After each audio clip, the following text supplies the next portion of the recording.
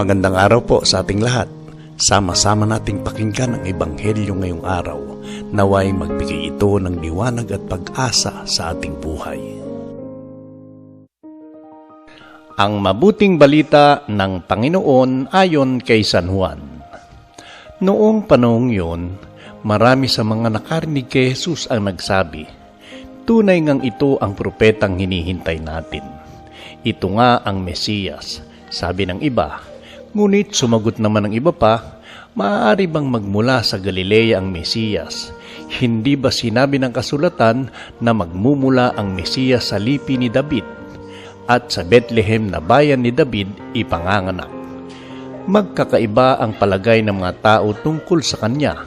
Ibig ng ilan na dakpin siya, ngunit wala namang nangahas humuli sa kanya.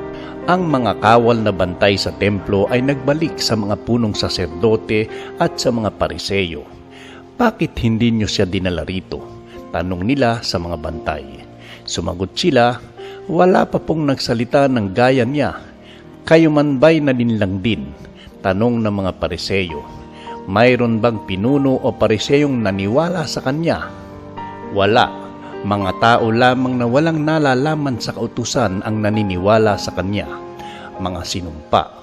Isa sa mga naroon ay si Nicodemo, na nagsadya kay Jesus noong una.